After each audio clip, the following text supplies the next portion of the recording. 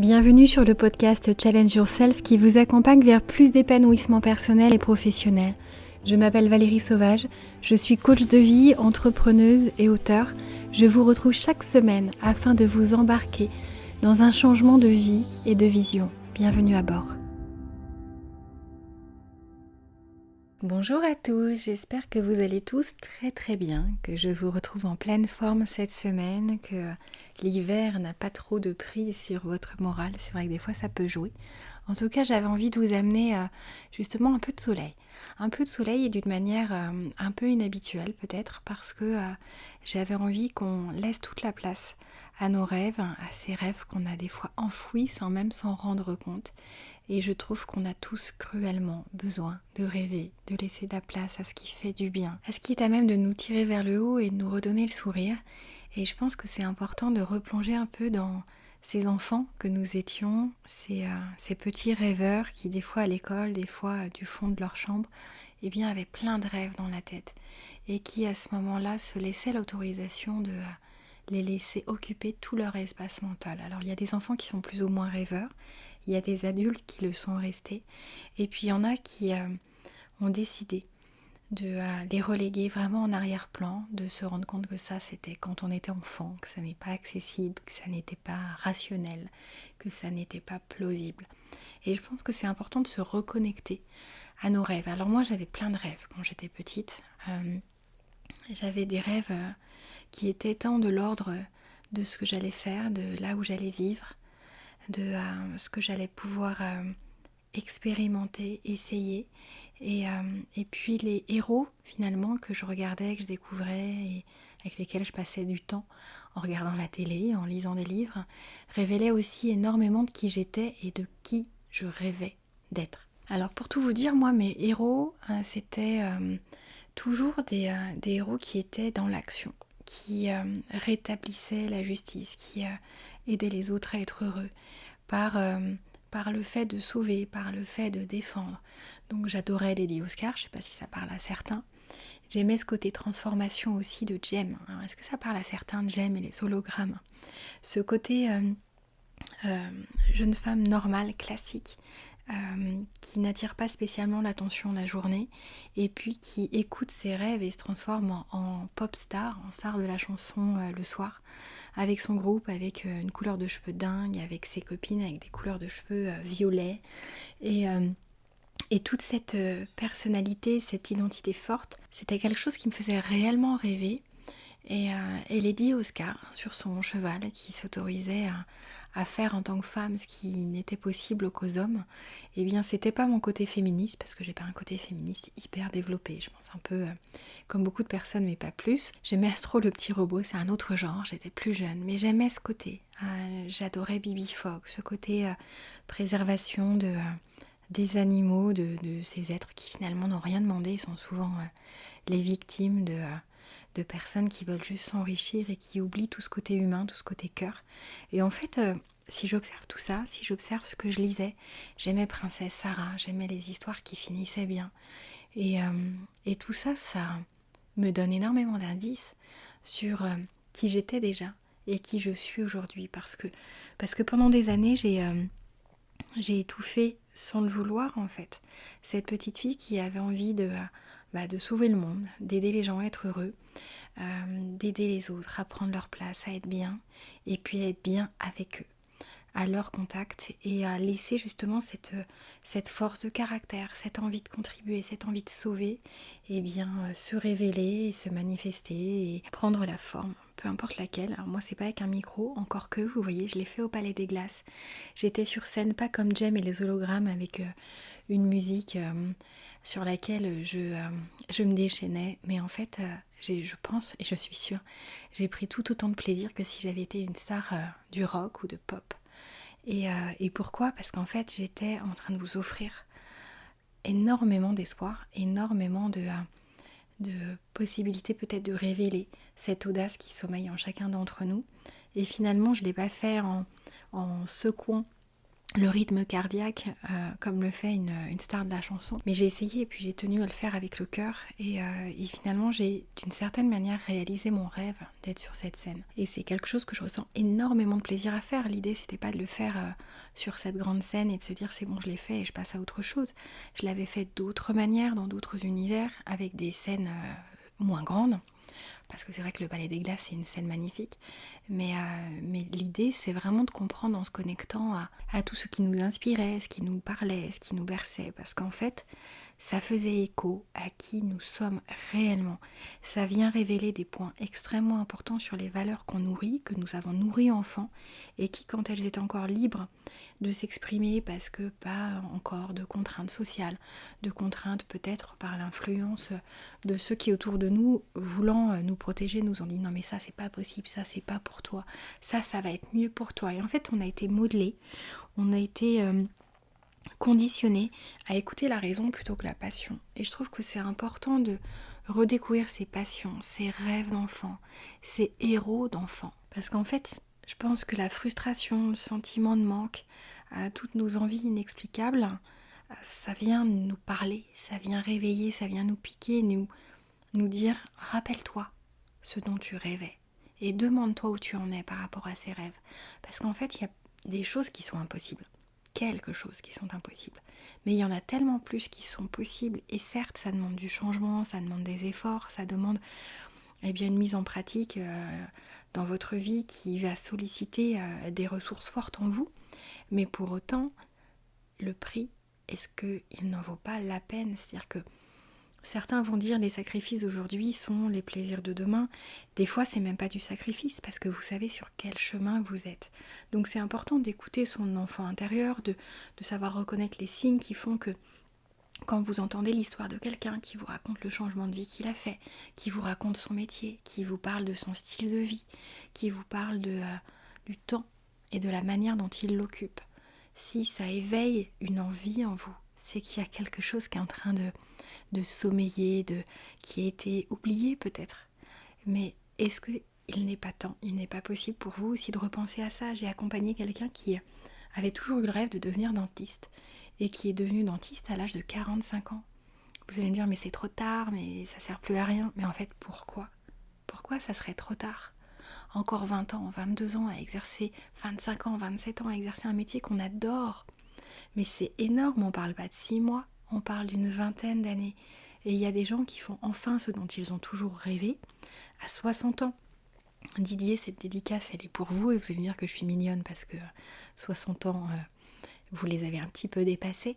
Mais le fait de vous accomplir dans une passion, dans un rôle actif autour de votre passion, eh bien c'est quelque chose aussi qui vous permet de répondre à un rêve, le rêve de faire de la compétition, même avec un âge avancé. Il n'y a pas qu'à 18 ans qu'on peut faire des compétitions sportives.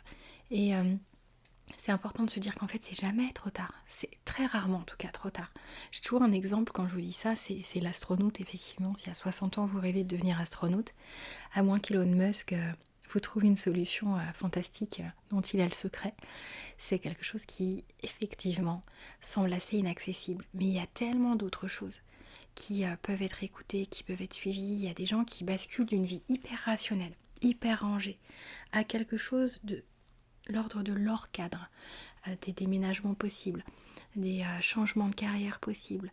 Le fait de se dire mais en fait j'arrive pas à avoir d'enfant, mais est-ce qu'il n'y a pas une autre solution? Est-ce que je peux pas explorer mon rêve de partager du temps avec des enfants en le faisant d'une autre manière? Il peut y avoir l'adoption, il peut y avoir le fait de passer du temps au sein d'associations. Enfin c'est des fois on se bloque parce qu'on ne voit qu'une manière possible de s'accomplir ou de réaliser son rêve.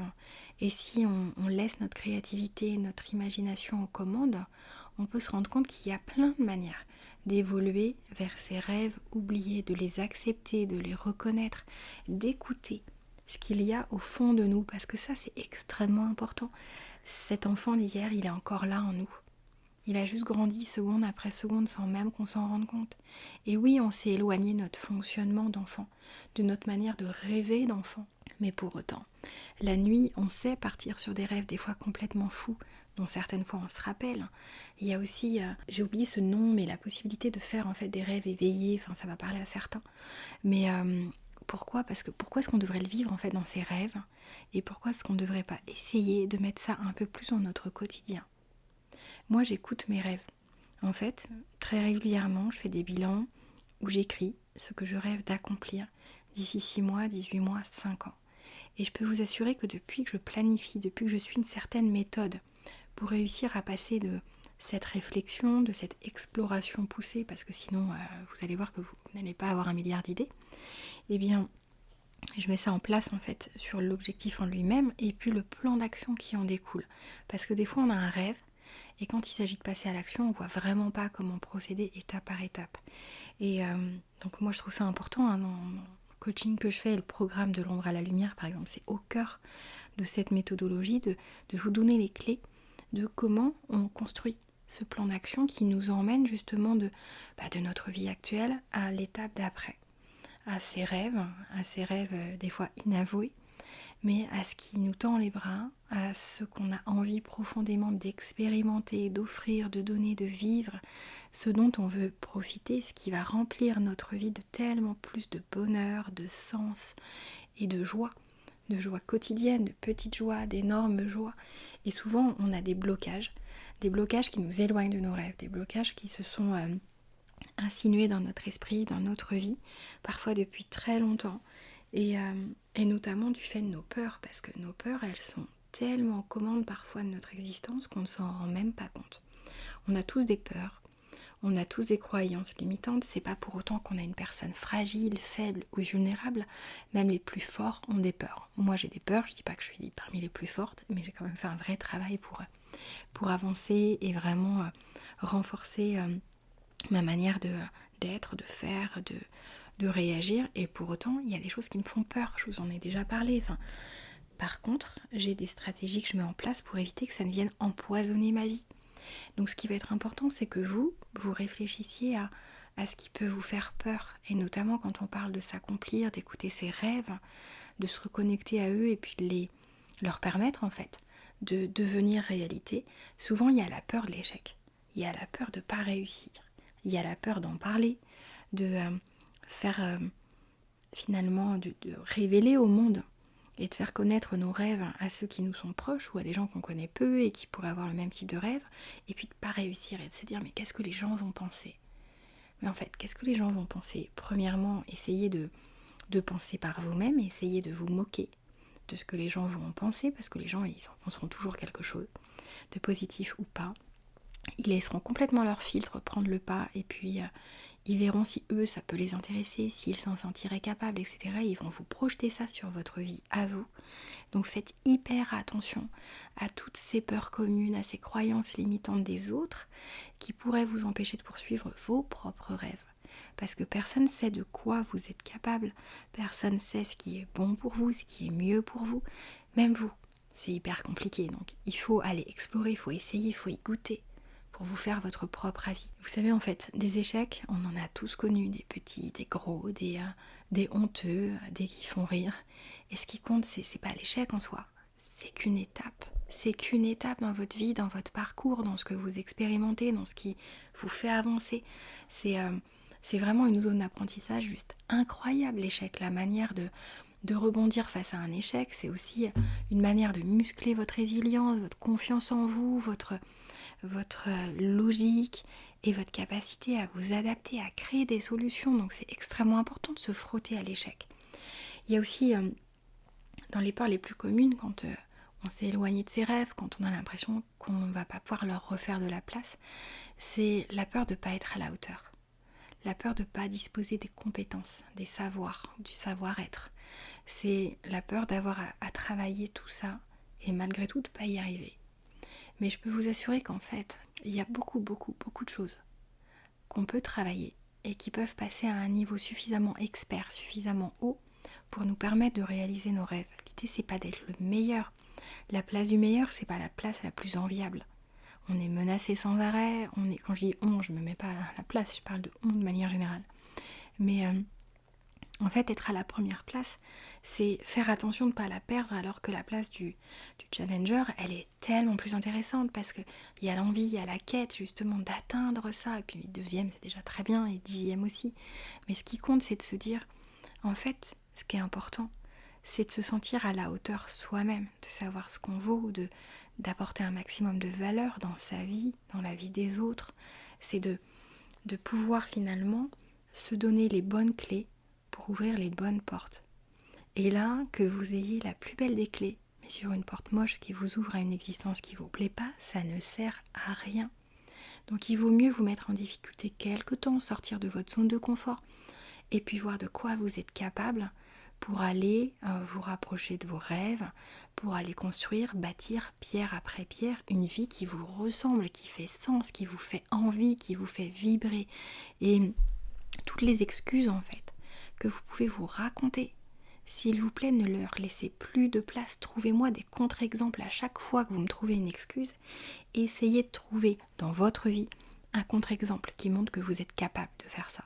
Parce que vous l'avez déjà été, parce que vous avez déjà mobilisé certaines ressources, pas forcément les mêmes, mais vous êtes capable de faire quelque chose dont vous ne vous sentiez pas capable avant.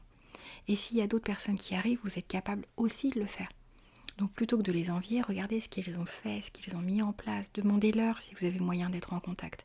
Mais soyez sur de l'action inspirée, plutôt que sur de l'envie, sur de la peur, sur le fait de vous arrêter à des croyances qu'il est important de faire bouger. Ce qui est important aussi, c'est de comprendre que quand on s'éloigne de ses rêves, c'est des fois parce qu'on a trop écouté la société. Parce qu'on se dit qu'en fait, on n'a pas le droit de penser à notre propre bonheur avec tout ce qui se passe. Parce que la passion à côté de la sécurité, c'est quelque chose qui n'est pas valorisé, c'est quelque chose qui peut être critiqué. La sécurité, c'est comme s'il fallait qu'on essaye de vivre le plus longtemps possible dans un maximum de sécurité. Ce qui est important, c'est d'avoir un socle de sécurité réelle, sécurité affective, sécurité financière, mais qu'on sache prendre des risques, qu'on sache sauter dans le vide, attaché, mais sauter dans le vide quand même. C'est qu'on aille explorer nos passions, c'est qu'on se laisse le droit d'avoir des passions, de les aimer pendant un certain temps, et puis à un moment d'en changer, et de passer à autre chose. La vie, elle est faite pour être complètement dégustée, explorée, poussée à son paroxysme, si c'est vraiment ça que vous avez envie de faire. Parce que si vous restez dans une vie moite, timide, très clean, très propre, les gens ne vont pas trop juger, mais ça en fait, est-ce que c'est vraiment ça dont vous avez envie ? Est-ce que vous ne pensez pas que vous avez des choses à explorer, des choses qui vous auraient fait rêver ? Moi, je vois ma grand-mère qui est décédée il y a un moment déjà, avait le rêve d'ouvrir un pressing. Alors, chacun ses rêves, mais elle, c'était son rêve. Elle aimait les choses clean, elle aimait les choses propres, elle aimait les choses nettes, hyper carrées. Et en fait, elle avait envie d'avoir son commerce, c'est un commerce de pressing. Et la famille de mon grand-père lui a dit « Mais non, mais t'es une femme en fait, tu peux pas avoir ton commerce si ton mari veut, tu pourras l'aider. Mais en fait, pour une femme, c'est pas accessible. Vous vous rendez compte de ça, en fait, de ce discours-là maintenant ? C'est ce qu'elle a entendu. Elle est née dans les années 20. Et en fait, elle a fait des métiers où elle a été commerciale. On lui a dit, c'est pas un métier de femme d'être commerciale, reste à la maison et occupe-toi de tes 2 garçons. Et en fait, heureusement que certaines femmes sont allées secouer des croyances, sont allées secouer des choses qui étaient autorisées ou interdites et ont montré que les femmes avaient aussi leur place. Et si elle avait secoué un peu plus, elle aurait pu ouvrir son commerce. Elle aurait pu vivre cette vie avec moins de frustration, parce que cette frustration, elle l'a eu au cœur, mais jusqu'au dernier instant. Et c'est important de se dire que tout ça, en fait, ça nous choque avec le recul, parce qu'heureusement, maintenant, les gens ont évolué, mais regardez comme même le droit de vote, le droit de conduire, le droit de travailler, enfin tout ça, c'est des choses qui ont choqué à un moment. Et la société a mis la pression pour que ça bouge pas, pour que ça change pas. Et c'est parce qu'en face, il y a des gens qui ont fait bouger les choses, qu'on en est là dans cet état de liberté, de possibilité. Donc ne vous enfermez pas tout seul sous une pression sociétale, sous le regard de qui que ce soit, parce que c'est votre vie, et là, je vais être dure, mais c'est votre responsabilité de n'écouter que vos rêves, et d'écouter des personnes qui vont vous aider à approcher vos rêves. Ça, c'est essentiel, c'est hyper important. Donc, Voyez comment retrouver vos rêves. Il y a différentes méthodologies que vous pouvez utiliser. Ça peut être journaling, ça peut être la visualisation, ça peut être la connexion profonde à ses valeurs. Quelle que soit la méthode que vous voulez utiliser, c'est important de le faire parce que ça va donner tout son poids à cette permission de rêver que je vous invite à vous accorder ou vous réaccorder. Vous donner ce droit de rêver à nouveau, de voir comme le fait de nourrir votre imagination, votre créativité, ça va vous redonner ce sourire, cette motivation, cette envie de vous lever le matin. En fait, le but, c'est de transformer ces rêves en réalité, de voir comment vous pouvez établir des objectifs réalistes mais ambitieux qui vous font vraiment sourire. Il faut que ça vous permette d'avoir le sourire aux lèvres. C'est important de voir quelles sont les étapes qui vont vous permettre d'y accéder, ce que vous devez faire, ce que vous pouvez commencer à faire dès aujourd'hui. Parce que l'action, c'est la clé. Parce que vos rêves, c'est bien de vous y reconnecter, mais ils doivent être suivis d'actions, des actes, des petits pas, puis des grands pas. Des choses que vous pouvez faire dès à présent, ça peut être vous former pour avoir les compétences nécessaires, ça peut être vous renseigner des conditions, des démarches à effectuer si votre rêve c'est de vivre au Chili ou je ne sais où. Mais en tout cas, commencez à faire quelque chose pour que l'appel de l'aventure, pour l'appel du changement, l'appel de la reconnexion à vos rêves, soit suivi de réalité, que ça soit pas quelque chose qui, comme un feu, meurt tout en douceur parce que vous avez l'impression que vous n'avez pas le temps, que vous ne disposez pas des bonnes ressources ou du bon soutien ou du bon cercle. Parce que ce cercle, c'est à vous de le trouver. C'est à vous d'y entrer. C'est à vous de faire ce qu'il faut pour réussir. Mais vous pouvez et votre vie en vaut tellement la peine que, s'il vous plaît, j'aimerais vraiment que vous me promettiez de vous reconnecter à vos rêves, de leur laisser la place et puis de me partager. Vous allez aller sur le site challengeyourself.fr, sur l'article qui est sorti, qui accompagne ce podcast, et vous allez m'écrire votre rêve. J'ai envie que ça soit votre premier pas aujourd'hui, de vous connecter à vos rêves et de me dire quels sont vos rêves. Je vous demande pas de faire un plan d'action, juste de vous engager personnellement à m'écrire ça, à me le mettre. Je veux lire tous vos rêves, c'est extrêmement important.